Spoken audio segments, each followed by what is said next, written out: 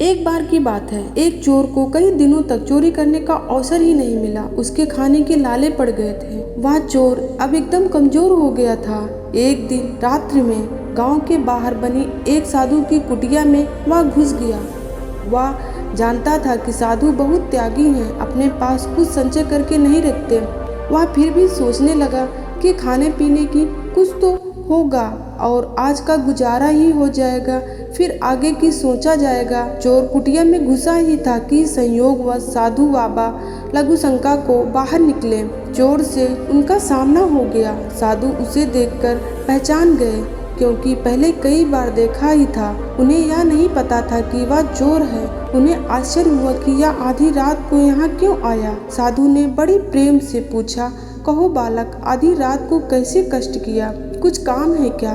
चोर बोला, महाराज मैं दिन भर का भूखा हूँ। साधु बोले, ठीक है, आओ बैठो। मैंने शाम को धूनी में कुछ शकरकंद डाले थे, वह भून गए होंगे, अभी निकाल देता हूँ, तुम्हारा पेट उससे भर जाएगा। साधु बोले, बेटा पेट का क्या है, अगर मन में संतोष हो तो जितना मिले उसमें ही मनुष्य खुश रह सकता है। यथालाभ संतोष यही तो है। साधु ने दीपक जलाया, चोर को बैठने के लिए आसन दिया, पानी दिया और एक पत्ते पर भुने हुए शकरकंद रख दिए। साधु बाबा ने चोर को अपने पास में बैठाकर उसे इस तरह प्रेम से खिलाया जैसे कोई माँ भूख से बिलखते अपने बच्चों को खिलाती है। उनके व्यवहार से चोर निहाल हो गया।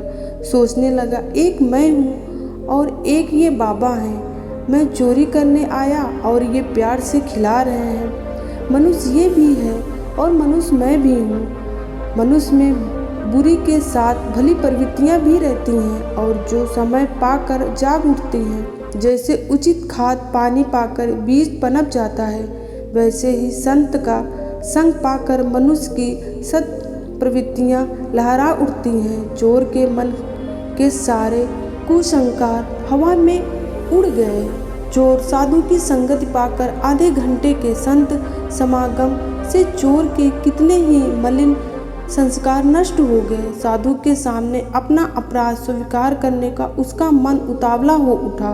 उसे लगा कि साधु बाबा को पता चलेगा कि मैं चोर की नीयत से आया था तो उनकी नज़र में मेरी क्या इज्जत रहेगी। क्या सोचेंगे बाबा, कैसा पतित प्राणी है जो मुझ संत के यहाँ चोरी करने आया। लेकिन फिर चोर ने सोचा, साधु मन में चाहे जो समझे, मैं तो इनके सामने अपना अपराध स्वीकार करके प्रायश्चित करूँगा। दयालु महात्मा हैं, ये मेरा अपराध अवश्य क्षमा कर देंगे। संत के सामने प्रायश्चित करने से सारे पाप जलकर राख हो जाते हैं।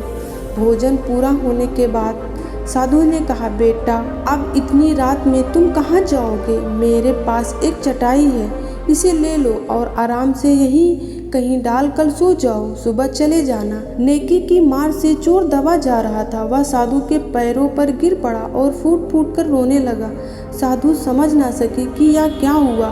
साधु ने उसे प्रेम पूर्वक उठाया, प्रेम से सिर पर हाथ फेरते हुए पूछा, बेटा क्या हुआ? चोर रोते रोते उठा और उसका गला एकदम सूख गया था। उसने बड़ी कठिनाई से अपने को संभाल कर कहा, महाराज मैं बहुत बड़ा अपराधी हूँ। साधु बोले, भगवान सबके अपराध क्षमा करने वाले हैं, शरण में आने से बड़ा अपराध क्षमा कर देते हैं, उन्हीं की शरण में जाओ। चोर बोला, मैंने बड़ी चोरियाँ की हैं, आज भी मैं भूख से व्याकुल आपके यहाँ चोरी करने आया ही था। आपके प्रेम ने मेरा जीवन ही पलट दिया। आज मैं कसम खाता हूँ कि आगे कभी चोरी नहीं करूँगा, मुझे अपना शिष्य बना लीजिए। साधु के प्रेम के जादू ने चोर को साधु बना दिया। उसने अपना पूरा जीवन उन साधुओं के चरणों में सदा के लिए समर्पित करके जीवन को परमात्मा को पाने के लिए रास्ते में लगा दिया। दोस्तों, महापुरुषों की सीख है, सबसे आत्मवत व्यवहार करें, क्योंकि सुखी जीवन के लिए निस्वार्थ प्रेम की असली खुराक है। संसार इसी की भूख से मर रहा है। अपने हृदय के आत्मिक प्रेम को हृदय में ही मत छिपा रखो। प्रेम और स्नेह को उदारता से खर्च करो, जगत का बहुत सा दुख दूर हो जाएगा। भटकते हुए व्यक्ति को अपनापन ही मार्ग पर लाया जा सकता है, उसे दुत्कार कर नहीं। तो दोस्तों, मेरी ये छोटी सी कहानी आपको कैसी लगी मुझे कमेंट में बताना मत भूलिएगा और मेरे चैनल को सब्सक्राइब कर लीजिए। ओम नमो बुद्धाय।